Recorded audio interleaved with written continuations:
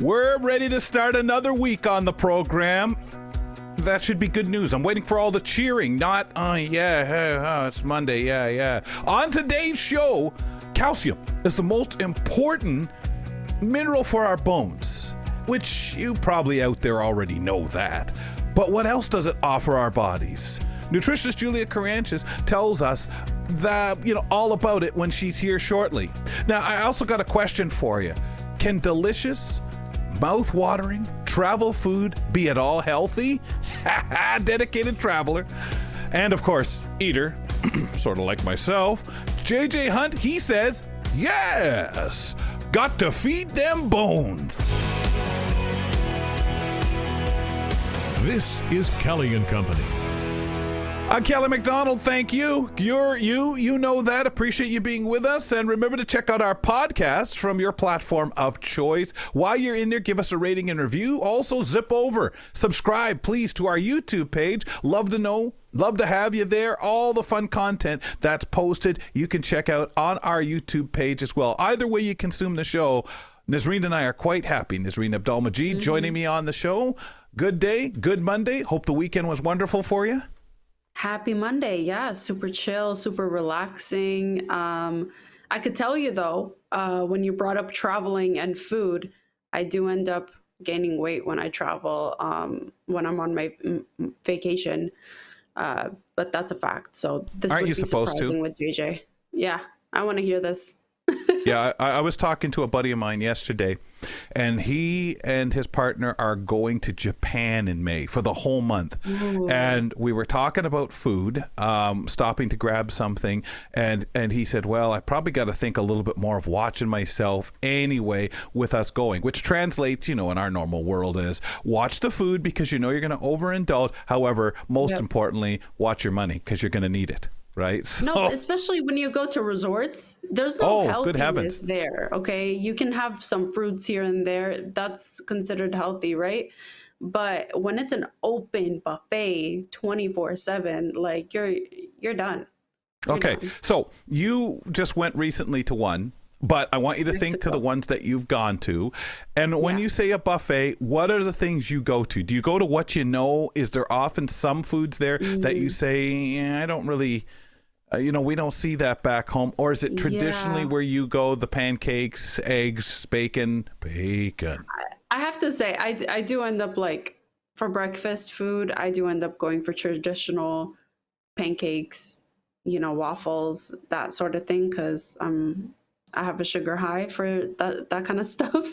But I do like trying new things when it comes to dinner time. So, yeah. Okay. So that is cool. Do you find that there's more of the new things at dinner, or do you see new kind of stuff, breakfast stuff that would probably just as sweet? You're just not brave enough. You're looking for your comfort at breakfast. I think there's more variety during lunch and dinner though. Breakfast is, standard. What are you going to have? Yeah, you're going to have an omelet. You're going to have, when I went to Mexico, they had churros for breakfast. So that was fun. An extra. Wow. Yeah, I'm telling you, it's all sugar. Cinnamon. It's all sugar. Strong. So there's I need to have this chat with JJ because I want to see where he's landing on this. Well, the interesting thing though is breakfast earlier in the day, that's what they say we're supposed to do anyway. Eat all our sweets then because you have the whole day to burn that off, and either have the relatively smallest meal for dinner or the healthiest meal at dinner with the lightest stuff so your body doesn't have to do as much work because all through the day you've had every opportunity to burn it off. And if you ate the breakfast and then went and laid on a beach in a chair and fell asleep for the day, shame on you. Oh, my good heavens. I got to tell you though. That's where I want to be. Trip after trip, time after time, enjoying ourselves. The years do go around awful fast, it seems, as we get older. Yeah. And I have a feeling, because the rumor, there are certain people at AMI that are always keeping track of people's birthdays and squealing on them whether they want it told or not. But I think someone just celebrated another birthday. Haven't they, Fern Lulhams? I think they have. Somebody very special as well, I think. Okay. So how old is your partner now then? Yes, he'll be thrilled that you said. Actually, his is just coming up in a couple of weeks, so yes, it's coming. But no, me. It was actually me, Kelly. I know that wasn't a very good clue for you. Thank you, All right, Miss Niz. Reed. Niz, get singing, because you can't put any music out here. You have to sing. You have to do it a cappella. Birthday to you. Oh, No, wow. Right. Oh, Yeah, I this is can't. where you Thank get- you. this I is what can't you get. believe you actually went for that. Thank you, Miss I went Reed. for That's it. made my year. Off to Was a it good full of joy, Fern? It was full of joy. Do you know what? I had a really nice time this year. It was a very sunny day in the UK, which is exciting because, as you all know, we don't often get sun. So we went out for a nice woodland walk, took Nancy, the guide dog, for a little walkie. So that was lovely. And then you talking of food, I thought that was going to be your segue into me talking of food. Fern is always eating. You know us too well. Yeah, absolutely. So I had a lovely birthday dinner, complete with cake. It was, what more could you ask for, really? It was lovely. You betcha. But I want to know about the other food. Did you when it comes to your birthdays, is you guys the potatoes, meat, veggies, or was it something that Fern really wanted? Like, some people want something bizarre for dinner, whether it be pancakes or breakfast at dinner. What was yours? Yeah. Well, I quite often like to go for the children's party spread, like the buffet of, just crisps and sausage rolls and sandwiches and all that sort of stuff. And I recently had like an afternoon tea made for me. So scones are very British, cake nice. and sandwiches and everything.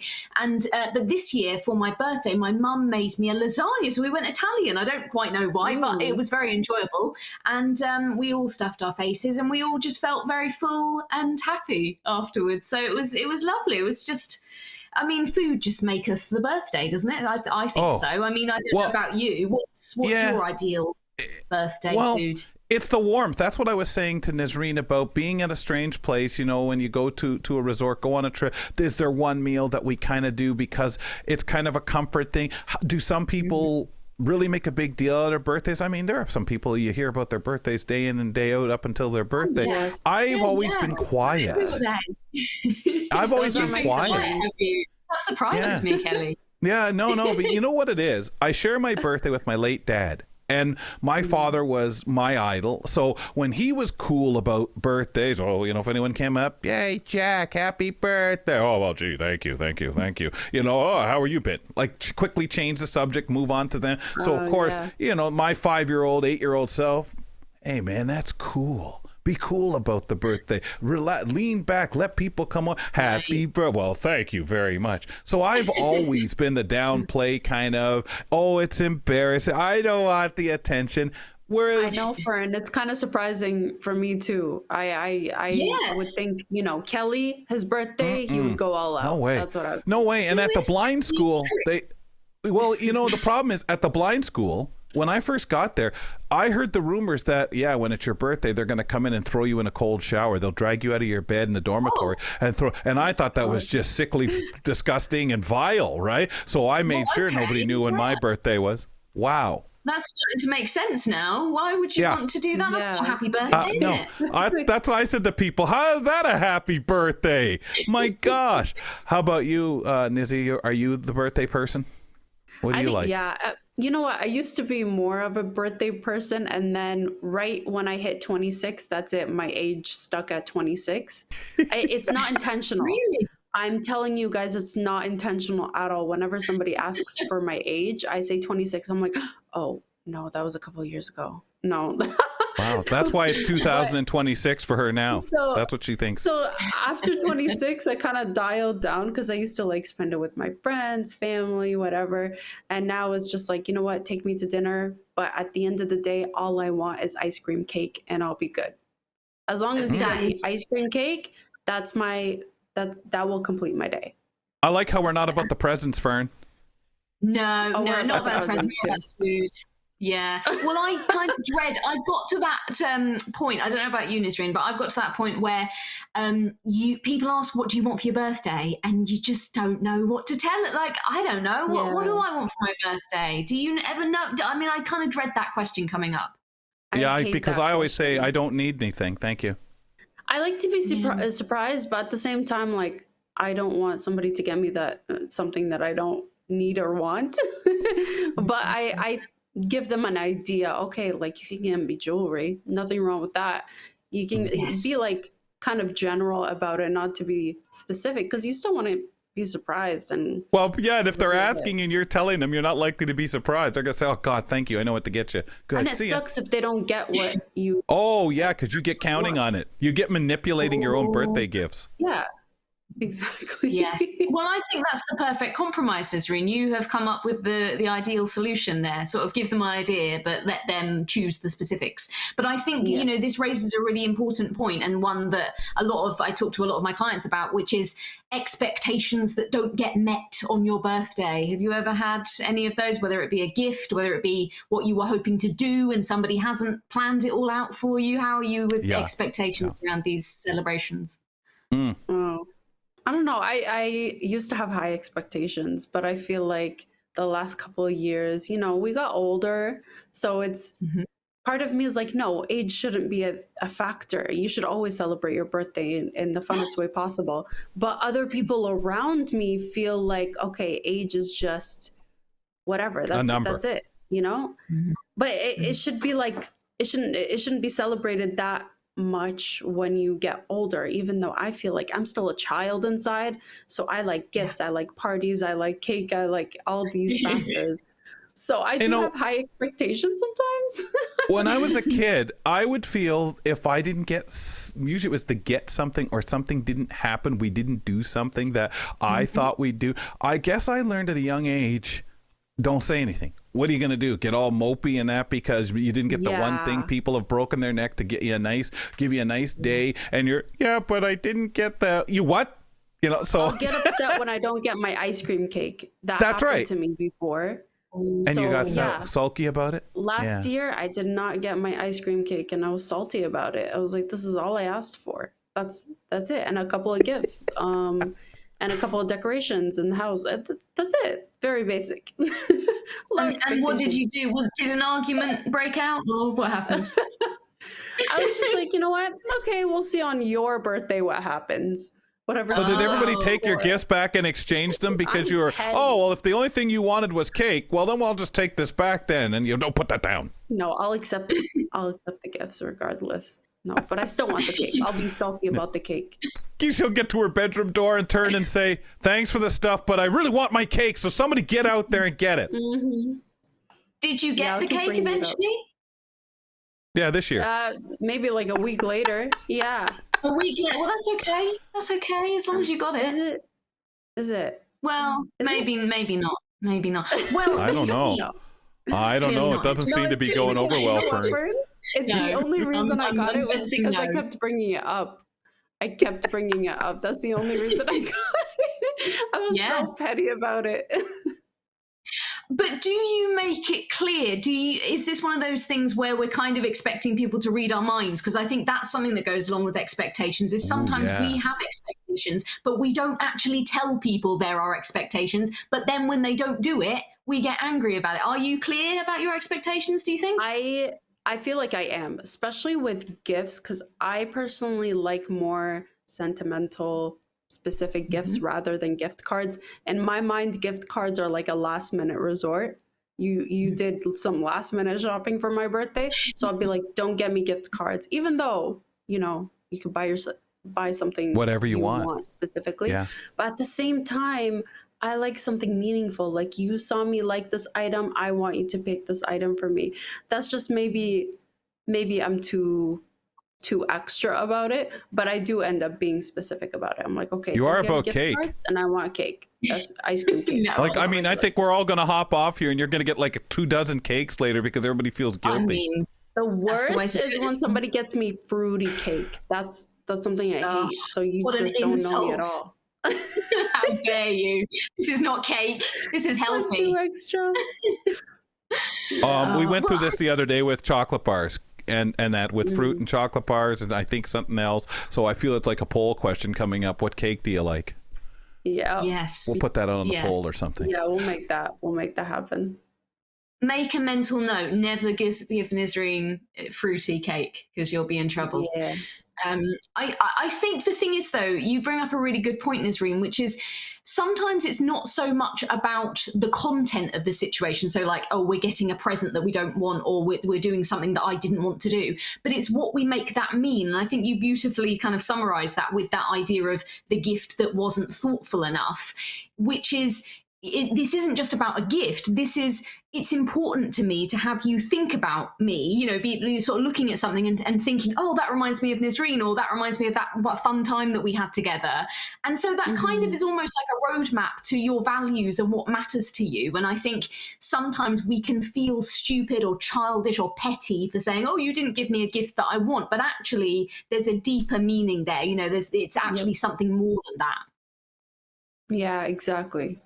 Do we feel, Fern, sometimes you think taking it a step further, as if to say, yeah, but you should know what I want. You should know me better than this. You should know I wouldn't want this. Or like that whole, like you said, do we expect people to read our mind, or just know us maybe a little more thorough, or disrespect the fact they may want to try something different in their attempts to make a person happy for their special day?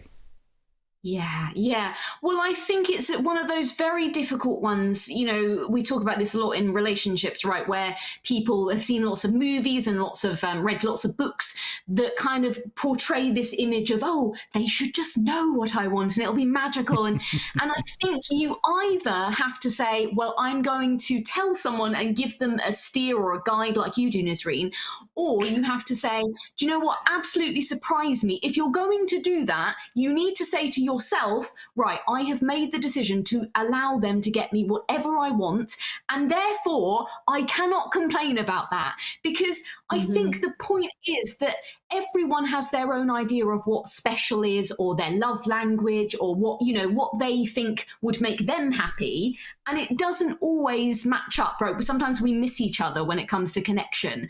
And so I think sometimes we just need to say, well, maybe this isn't the thing that makes me light up and makes me feel special, but perhaps to them, to this person that's given this to me, it is something really important. And so maybe I'm making it mean something that actually to them it didn't mean. It was actually something that was significant, and they are trying to say, I love you, even though I don't feel like that in this moment. And I think actually we can use it as an opportunity to start conversations that maybe we really need to be having with those that we love the most. Absolutely. Yeah, I feel like it also depends on who you're expecting a gift from and how personal it should be. Like if it's your partner, you shouldn't have to be very specific with your gift. Like, this is what I want. They should know what you've been talking about lately, with the idea that you want. They should know you better. That's how, in my head, from how close you are to this person, that's the idea I'm getting. But if it's like far away friend, I'm not expecting them to get something. And like for those ones, Nazreen hits them with a sign. This is what you should be bringing. Boom. Then I'll be more specific. Yeah, and if they give a fruit cake, then they get hit by a fruit cake. What about, Fern, how do we support people that struggle? I mean, earlier today on AMI Today, we were joking, Jacob, Grant and I, and Grant said, quite frankly, he's not as much of a birthday person. I know how come I've never been, but some people, there's real struggling with whether it's getting older, whether it's some of the things we've been talking about now. What do you recommend to support?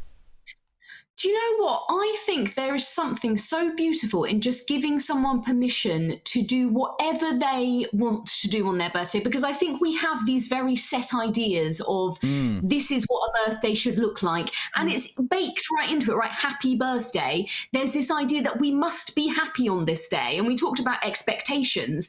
And I think one of the biggest expectations is that we need to almost cue up our emotions. So like, this is the day that we have to be happy. But as we all know, we can't always necessarily know how we're going to feel on a particular day. And sometimes when we try and force certain feelings, they don't feel authentic, or they just don't feel right to us. And so I think there's just massive freedom in saying to somebody, feel how you want to feel all of it today. If if something comes up that you're not expecting, or maybe like you said, Kelly, you're kind of thinking, I'm not where I want to be in my life, again, let's use these as opportunities to start conversations and to learn about ourselves, because actually that can be really useful. And so instead of kind of forcing ourselves into this very narrow box of an idea of what a birthday needs to be, let's use it as a springboard to say, right, well, this is where I am, honestly, if I'm, being really truthful with myself.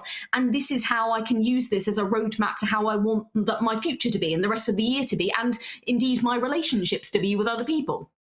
Because a lot of people let that bring them down pretty big. Oh, I'm not here, or here's another birthday and I haven't done this yet. Or instead of looking at the achievements or looking at all of it and taking it all in the right way.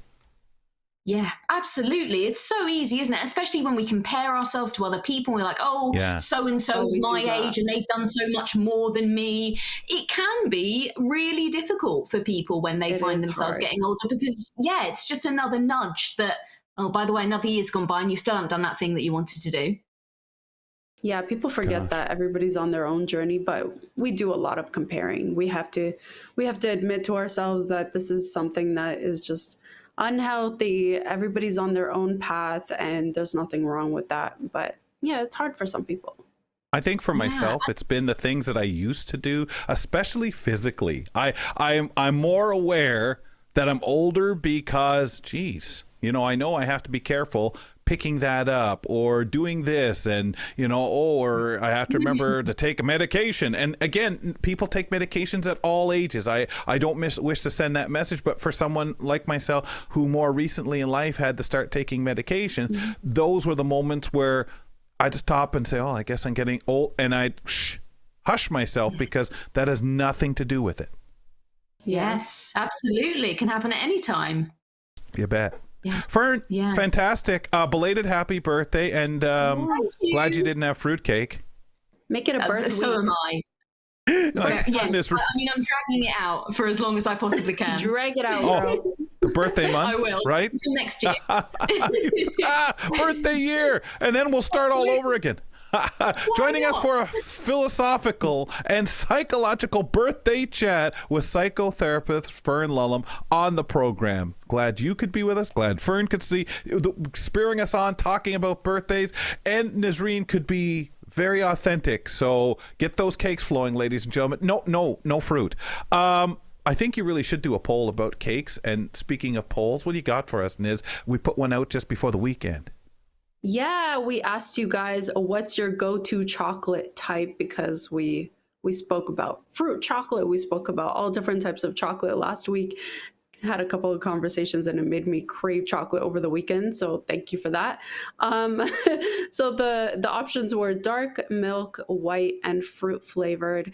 And the results are 38% for dark and 63% for milk. So I'm glad of the honesty. Fruit, by the way. So I was so happy about that.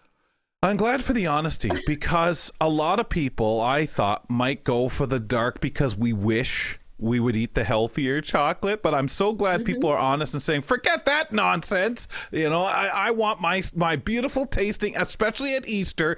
And those who know me, get me my proper chocolate. Don't be showing up here with fruit, chocolate with fruit in it, or white. No one voted for white, right? We didn't get white up there?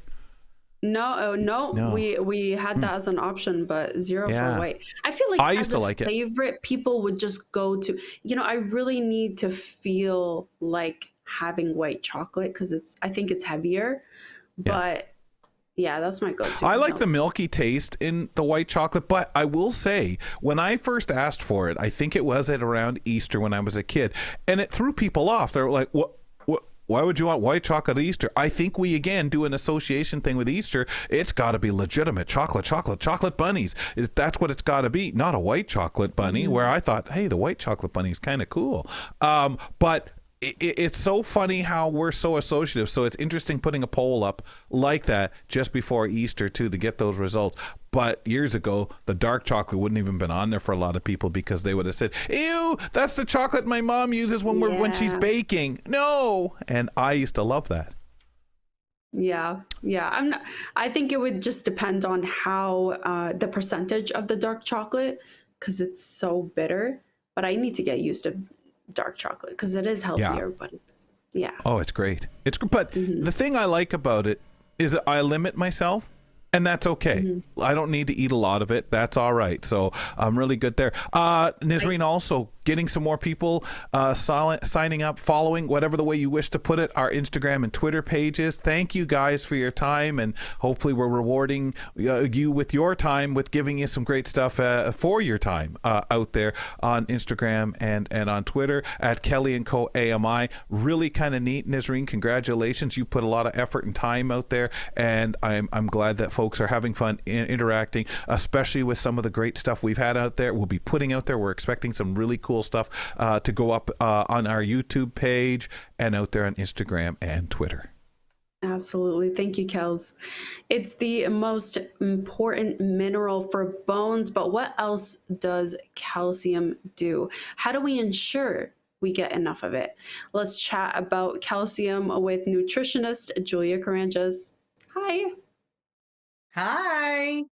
So besides bone health, what else does calcium do for our bodies?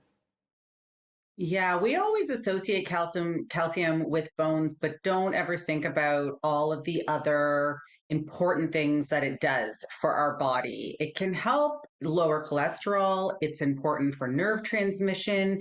It helps maintain a regular heartbeat. It also helps protect bones and teeth from absorbing heavy metals like lead, which, I mean, that's a really obscure fun fact for today, but that is part of what calcium does for our body, and it's needed for muscle growth. So it's needed for many things that are not just for bone strength or bone health. So it is a really, really important mineral, but it's a tricky mineral. Like, it's huge, it's big, and it's heavy. So it's a funny one. So we used to always be told at a young age, drink milk because of the calcium, but yet as you get older, some people have taken in too much. Yeah, milk is great, but it's not the end all and be all of our calcium source, especially the older we get. Some people's stomachs are sensitive to milk. And then with different diet preferences, dairy products don't always fit in. So it is, fairly common. Yogurt and the dairy family of food is a great source of calcium, but there are many foods that contain calcium that are not part of that dairy family that are also important to incorporate, especially because we need so much calcium. And these are foods like almonds, broccoli, asparagus. You can get calcium from asparagus. Wow. Kale. Yeah, tofu. So if you are a tofu eater, you can get some calcium from tofu.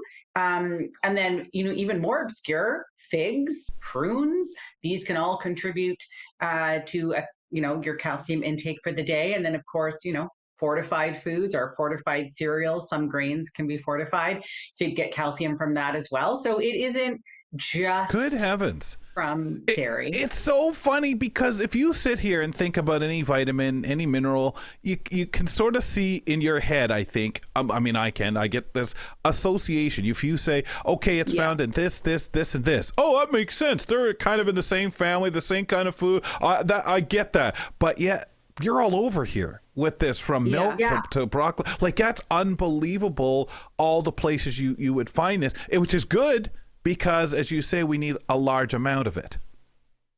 Right. Yeah, it is good. And it's also great for variety, so that every meal, you're not thinking, oh, I need to have a glass of milk. I mean, you don't have to have that every day, all the time. It's just because of how we grew up. Yeah, and what we've been told. Yeah. Yeah. That's all we've been told. Oh, you need milk, your it does a body good. Milk. Get your dairy. Especially when you're young, because it does have fat and protein, which are also really important. But when you get older, your diet becomes a little more diverse. You're probably eating more foods that would contain protein. So the milk that you're getting for protein becomes less important. And, therefore, do you need to drink as much milk? If you like it, sure, but it's not always available, and not everybody can digest it all the time, in the amount that you would need to drink to get 100% of your calcium intake for the day from the dairy. So great to know that you can get it from leafy greens, those dark leafy greens, great source. And broccoli. Who knew? Yeah. Absolutely. Who knew?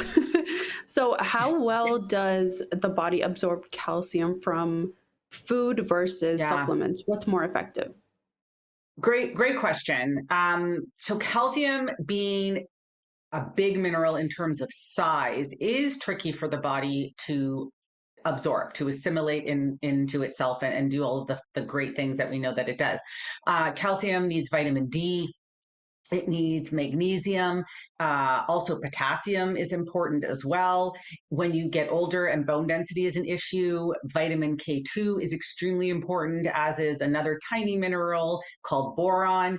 And not all foods that contain calcium have all of these things or all of these things in the right ratios, so that's why a variety is important in your diet. But when you take a supplement, these cofactors, well, is what they are. These cofactors, these vitamins, minerals that help the calcium absorb, are in that supplement in the correct ratios. And so if you are having a diet that is low in calcium, or you're in that risk of osteoporosis group, taking a supplement isn't a terrible idea because they are designed to be absorbed. There is going to be some magnesium. You'll always find vitamin D in them. And then if you get into the calcium supplements that are designed for that at-risk osteoporosis group, you're going to find the vitamin K2 is in there as well as the boron. And so most of the time, if you get a good quality supplement, there's going to be a great formula of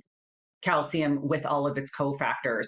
And so I would suggest, depending on if you've got a diet that's really full of variety, that's great. If you know that you are a picky eater, that your diet is very restricted, a supplement might be a better choice if you know if your diet's not full of all the other stuff that you'd be getting those cofactors from, because they're really important.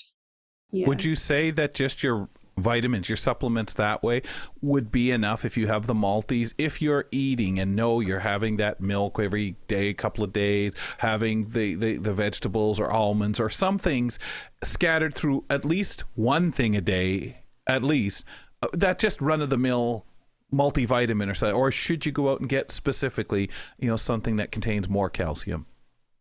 I think if you're eating enough food, we've talked before about getting enough food, because there's a lot of people that undereat. So if you are Right. getting enough food and it's of good quality, so things that are not necessarily even whole foods, but fortified, cereal's a packaged food, but it's very fortified. So you could be getting a lot of nutrients from that. If you're eating enough food, yeah, it's completely possible. If you're not eating enough food, a supplement might be the way to go. But if you have a full diet and you are eating different foods a couple of times a week, because a lot of us, myself included, get into a habit of eating very similar foods on a daily basis. Um, And you life know, happens. there's You get busy. Yeah. Yeah. yeah. And you have your go-tos, like this is my go-to snack. And I know that I'm going to like it. And I know it's easy to pack. And I know I'm always going to have, a supply of it at home, or I know that I can buy it at the store that I'm passing or whatnot. Uh, and so we tend to lack variety. But if you are aware of that and you are, making sure that you're getting a couple of different vegetables throughout the week and a couple of different sources of proteins and other fats, yeah, it's definitely manageable to get it. The older we get, though, it is harder, especially for women. They're in this, this group, this that is at a higher risk of developing osteoporosis, and those Right. calcium needs, those calcium requirements do increase with that at-risk group, and that might be tricky for some people, especially because we tend to eat less when we get older. And so Yeah. then I would consider supplementation at that point if you're in that at-risk group, or if we've had a bone density scan and the bone density scan is telling you that you're getting a loss of bone density, then it would be important to go in and look for a proper supplement for that. Okay. Yeah. Yeah. So That's is there such thing as overdoing it? Can you have too much calcium and have it be harmful? Yes. Yes. Especially when you don't have all of those cofactors. So, too much of this giant mineral without the help of its buddies to absorb, yeah, it can cause problems. That's, You get arteriosclerosis, kidney stones. That's what leads to kidney stones. So if we don't have enough magnesium, enough vitamin K2, enough boron, enough potassium to help this giant mineral absorb and go to the places in our body where it needs to be done, yes, it can be problematic. Obviously, this wouldn't happen with a supplement because you'd get those cofactors, but it could happen with a diet that wasn't as balanced, or other life factors. But it is possible. It is possible that you can have too much calcium, or that you can have too much calcium that you don't absorb. Okay, Julia, right? Because when you get out on the road, when you know you've got maybe, and again, I'm going to more hypothetical here. One of the things that I've always wondered is if somebody, especially you kind of know, just once in a while, I mean, you come out here and show you kind of know a little bit about this nutrition stuff. I get all that. But what about when you're going on the road and I know what I need, I know what I should be having.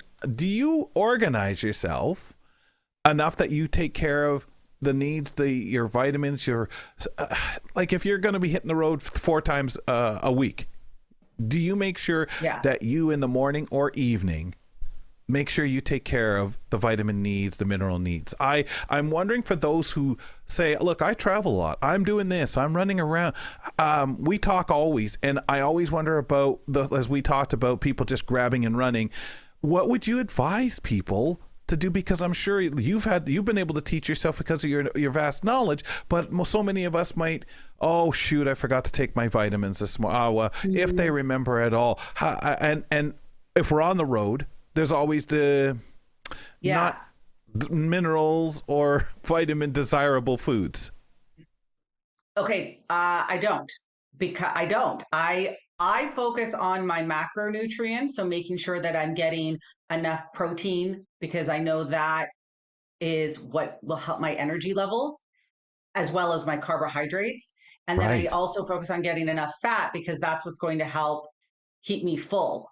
So that is where my mind goes. So I focus on those macronutrients, not the micronutrients, which are those vitamins and minerals. And then I also focus on where I'm getting them from. So did I have a couple of fruits? And I don't necessarily focus on what those fruits are, but just that I had fresh fruit. I do have a multivitamin. I don't take it every day, but I have it for days that I know are lacking. I also have some extra B vitamins that I keep for days where I get really tired, because B vitamins are good for energy. And so there was a time where I did, but it just, for me, takes a lot of time and energy.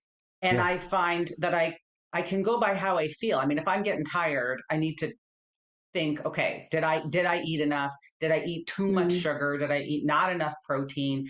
Why am I so hungry today? Did I have no fat? I mean, did I just have muffins and bagels all day, and I didn't have anything that would satiate me? Like did I put avocado on my toast this morning? Back to avocado. The importance of avocado. The return of the avocado. Yeah.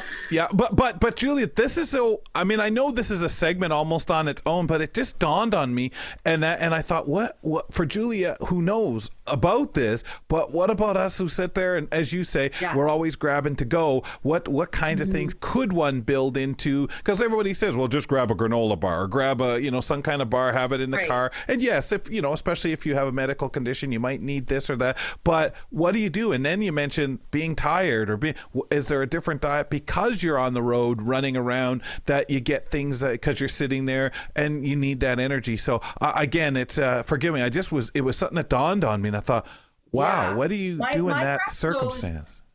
My grab and goes are always a nut or a seed. Almond, walnut are my favorites, just because they're bigger, they're easier to eat. I don't really like eating sunflower seeds. They're too little. I'd put those in yogurt, but I wouldn't eat them as a snack. I don't find it convenient because they're too tiny for me to grab enough of. So walnuts and almonds would be a go-to grab for me, as well as a apple. I don't grab bananas or pears. They're too soft. I don't grab an orange. It's too messy. I would need to wash my hands after. So that's not something I would gravitate towards. But an apple, which is hard, it travels well. That's a go-to when I'm running out the door. And then I do eat protein bars that, have at least 16 to 20 grams of protein. And that way I know I'm getting this snack size up to a serving size of protein. That's a grab and go for me as well. And those are pretty consistent in my day to day. And then also, and I know Ramya might back me on this one, I do sometimes, if I remember, I pre-hard boil eggs, and I'll peel before I leave so that they're already peeled, because that can be messy too. But if I peel them and wrap them in a paper towel, that they're easy to transport and they're not so bad. So those are, and and veggie sticks, like, not so much cucumber, but carrots or bell peppers. Those for me travel really well. And then if I have to buy something when I'm out, I buy something when I'm out. I might stop at a grocery store, but you can usually find some sort of snack mix like nut and seed at most convenience stores, or I will have beef jerky, like a pepperoni stick or a beef jerky. I'll eat those because you can buy those at like subway stops or subway stations. You can buy those at a lot of convenience stores. So though everything is obviously non-refrigerated too. Right. So yeah, for sure. Kept cold, because that's tricky. Yeah. Wow, that's great. Thank you. That's perfect. Yeah, thanks, Julia. Yeah. Great idea for the next segment, the grab and That's go. what they'll see. That's why I was cutting you off now. Like, okay, save that now. Save that. That's good material. Yeah. But that's really something to think about. You give us a lot of brain food there to think about. Thanks. Yeah. Nutritionist Julia Karantjas will be back next week to chat about allergies. Thank you. So I thought this was a pretty fantastic thing. This is out of India Today. This 14-year-old, really brilliant individual, Sudhir Nandala, an Indian origin student based in Dallas, has created a buzz in both tech and medical circles, Nazreen. This is his latest invention. Notice I said latest at 14 years old, for heaven's sakes. Wow. This is Circadian AI I'm talking about. This is an app that uses artificial intelligence to detect heart conditions in just 7 seconds.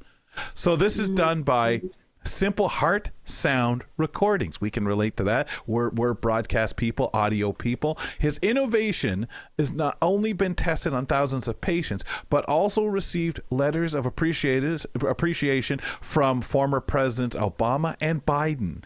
Sidif broke down how this app actually works and what inspired him. He says cardiovascular disease is the highest reason around the globe for death, and it's a growing problem. So what Circadian AI essentially is an automated tool that with 7 seconds of heart recording can give you a detailed synopsis of whether your heart has any abnormalities or if you have a healthy heart. He added, imagine simply if your heart could just talk to you. I find this, Nazreen, absolutely amazing to think about. That's via incredible. The app. And again, being at home and judging this stuff. Yeah, that's incredible. And at 14 too. At 14, just coming up with that. You start to think that people are capable of doing things right. That's what you should remember. No, that's amazing. And the venue to be able to create said app, you could do at home, but you come up with your idea. There's no longer, hey, Mom, Dad, I need some money. Can you give me a bigger allowance so I can go out and buy these parts to do something? Now it's that matter of what can I create? What can I do? He's got certifications from Oracle and ARM. Sidif is the youngest AI certified professional out there. According to his LinkedIn profile, he was named Innovator of the Year 2023 by the Frisco Chamber of Commerce and received a certificate of recognition from the U.S. House of Representatives, all adding to a growing list of accolades. Absolutely tremendous. Tell you, Kelly, it is tremendous. I did not get my LinkedIn page until I was 20 probably. So at 14 talking about LinkedIn pages is crazy. It's crazy. What an accomplishment. Well, it's just a way to have it, right? And go out there and find him and ask questions, talk to him. This is a a real celebrity, and I just love that he sees the importance of something that he's so darn correct is so important. Yeah. We're looking for members of the disability community to join our AMI research panel. Our research panel guides us with every decision that we make at AMI, including programming, media consumption, and accessibility. Participants are compensated for all long-form studies that they get involved with. For more information or how you might be able to join, go to ami.ca/panel. Also, while you're messing around with the computer, email us, say hi, drop us a line, inform us of that next really smart 14-year-old we should be talking about here on the show. You can go to kellyco@ami.ca. You can also call us and leave us a message like Robert just did last week on the program, 1-866-509-4545. So JJ Hunt's talks of travel food usually involve a street cart deep fryer. But this week, he's going to attempt to entice us with descriptions of foods, healthy treats, that is, that he has found around the world. Now, before we begin, I think we've given Julia enough time to take off, but would you like to apologize anyway to her, JJ, for this? I really would. I've every time I come on the show, I get to sit in the wings for a few minutes and listen to Julia talk about healthy food, healthy eating, and I'm always interested. She speaks with passion and with great knowledge, and then it's my turn to come on, and I say, "Great, I'm going to talk about deep fried this, and I'm going to talk about this," and I always feel terrible about it. I always feel awful. So this week, I thought, let's try instead to talk about really healthy, interesting travel food, which can sometimes be a bit of a challenge, right? When we're traveling, sometimes we want to indulge, right? Sometimes we want to just go for the really salty, the really sweet, the really whatever. Just we want it to be indulgent. And so we don't all, am I the only one? Do you guys eat healthy when you travel? No. Like what? Yeah. I wouldn't even know where to find healthy other than dark chocolate. To me, okay, I'll be on a diet when my day-to-day, life. But when I go on vacation, I don't even want to think about dieting. I don't want to, because first of all, you're moving a lot. I feel like we all agree that we actually do more walking than, than you do on a normal day. On a normal day. But when we're on vacation, you're exercising, but at the same time, those street cars, the street carts and the deep fried stuff and the sweets and the gelato and everything in between, you don't want to think about dieting. That's right. And so it's a real challenge, right? And it is. And JJ, she just gave you every reason to say, forget it. This is the last time I'm doing a segment like this. She's right. Never mind. Well, and see, and so this is where, and when I go traveling, I'm often gone for weeks and weeks, sometimes even months at a time. And it's you can't live off of just the junky food. Like you really start to feel it after days and days of eating poorly.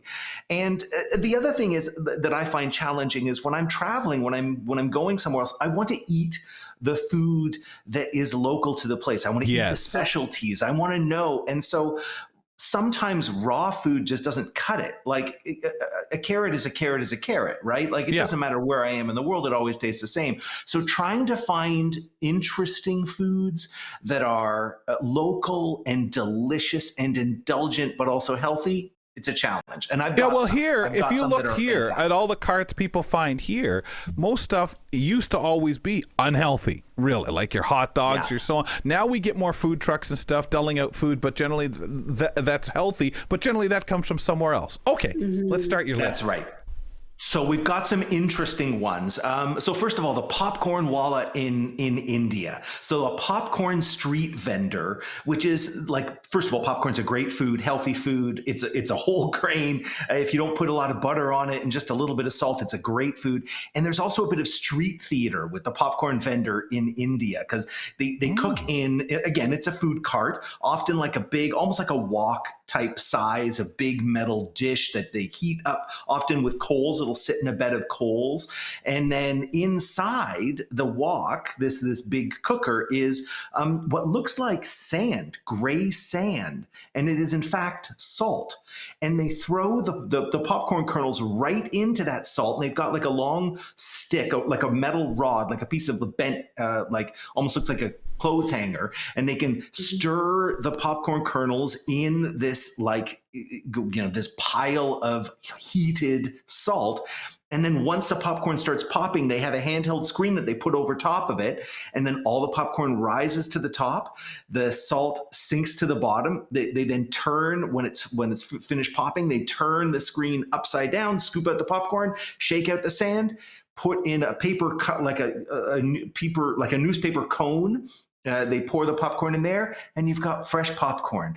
Bit of theater, a bit of drama, delicious, healthy food right on the street. I love that stuff. Wow. And then one of my personal favorites. And everyone gathers around when a fresh batch is being made. The kids come, and the popcorn wallet will bang the side of the wok with the metal stick, just like wrap it in a certain pattern to indicate, I'm coming. I'm heading in your direction. I'm heading in your direction. I love a little bit of theater with my food. Nice. My personal favorite street food, pepinos locos, crazy cucumbers.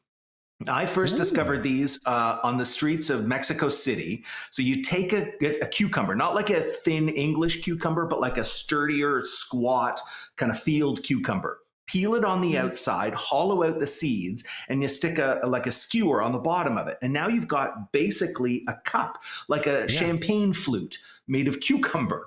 And then you roll it in lime juice, and then roll it in chilies, like really hot chili powder with maybe a little bit of sugar in there. Fill it with roasted peanuts, and then drizzle hot sauce over the whole thing. It's amazing. And it's just sounds roasted really peanuts. good, but my tongue would be on fire. What level of heat would you say that is? Like, what would be that we could think of equivalent? Would it be hot wings kind of level of hot? Oh, well, you're right about the burning of the tongue, Nazreen. Like, it really is that the chili right on there with the lime juice. So it can be really, really, really spicy, but again, tart as well. That lime juice, that's what kind of balances it out. The lime juice, it's so good. I love those. And then, of course, like smoothies all around the world. If you want interesting and local, but healthy, what fruit is growing in the place where you are that you can't get at home? That's what I always go for. So you can often find a smoothie cart or a smoothie vendor in a market, or someone who will just sell, like if you're in a park or something like that. Lots of places in the world, there'll be sellers who have like a cart where they hack up pieces of fruit, put it in a paper cup, and then again, maybe a little bit of chili on there, maybe a little bit of lime juice, or just the fresh star fruit or fresh mango or fresh papaya, something that's a little harder to get. It's always the best when you see them juice it as well, because it's so fresh. It's you can tell it's so they're not adding artificial sugars or anything like that. There's artificial flavors or anything. Pure like that. fruit. Yeah, totally. Okay. The other one that's like that's pure is roasted sweet potatoes. So in Japan and in Mexico, you can get roasted sweet potatoes from street vendors. So vendors who basically like pull a little wood burning stove or a wood burning like adobe oven around on a cart. It's filled with fire and it's filled with sweet potatoes, and they'll just like pluck out a sweet potato for you and hand you a sweet potato. I mean, what could be better than a hot sweet potato on a cold night in a park? It's fantastic.